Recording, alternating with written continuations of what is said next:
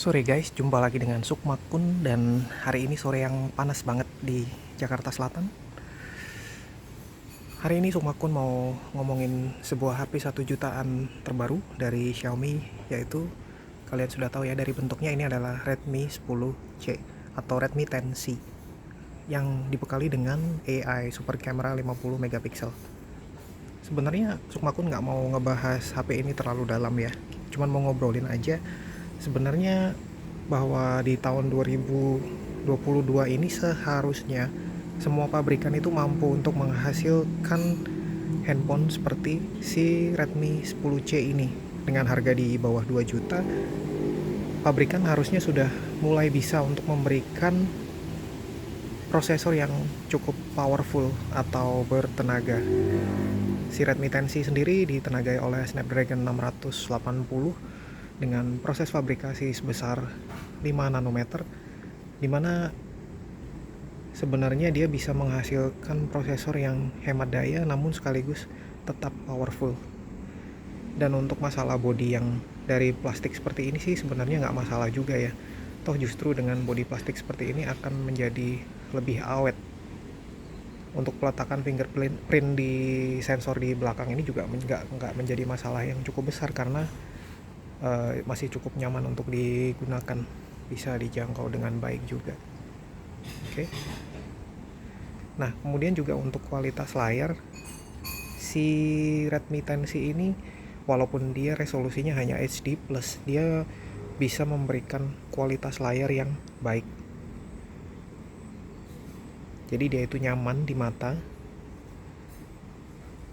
Kemudian dalam penggunaannya juga cukup enak. Untuk MIUI sendiri dia sudah secara standar itu dari bawaannya dapat MIUI 13, walaupun basicnya itu masih Android 11.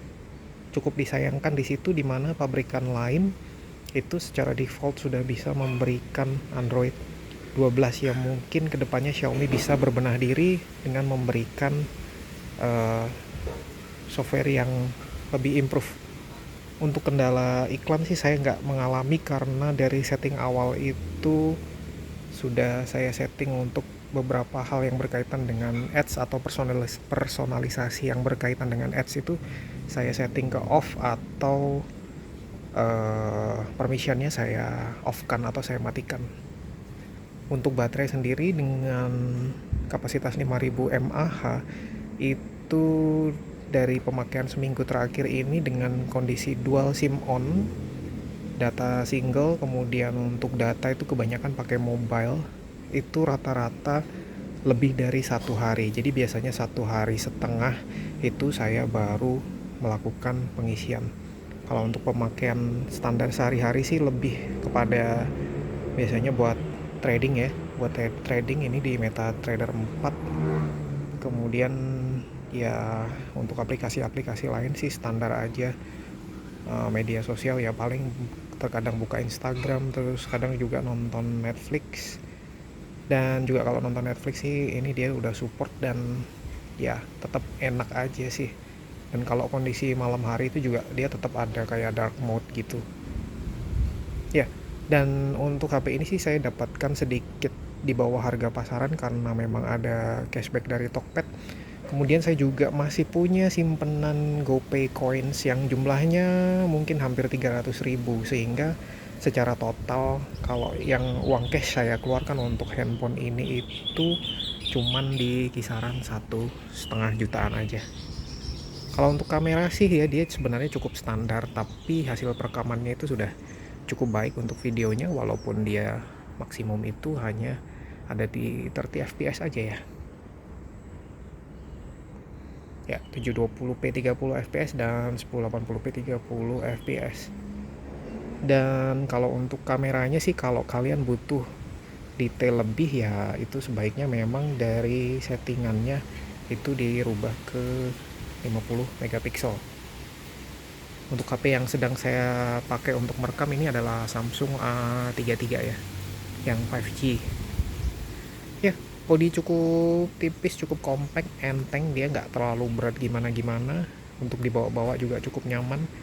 Ya buat secondary phone atau buat handphone utama, buat kalian yang memang budgetnya mentok, sekitar 1,8 1,85 itu si Redmi 10C ini boleh saya bilang jadi pilihan yang baik, walaupun mungkin di pesaingnya juga ada Narzo 50A Prime yang mungkin memberikan setup yang mungkin terasa lebih lengkap.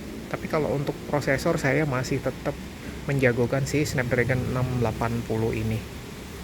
Itu saja sih yang Sukmakun mau sampaikan, dan ya kedepannya sih Xiaomi saya harap bisa berbenah untuk memberikan software yang lebih baik, dan juga mungkin untuk packagingnya itu bisa disertakan charger yang 18 watt sesuai dengan apa yang didukung oleh si Redmi 10C ini ya, bahwa untuk fast chargingnya itu dia sebenarnya support untuk 18 watt, cuman kan di paket penjualan itu hanya diberikan yang 10 watt. Kalau untuk ya casing nggak dikasih, kemudian screen guard bawaan itu juga nggak dikasih, nggak apa-apa sih, nggak masalah. Toh ini juga udah Gorilla Glass 3 lah ya, sembari nungguin 1-2 hari pesan casingnya datang itu bisa lah, masih bisa dipakai gitu. Dan ini seminggu pemakaian juga nggak ada lecet-lecet gimana sih, dia mulus-mulus aja ya, gitu sih. Oke, sekian dulu review dari end user atau pengguna langsung.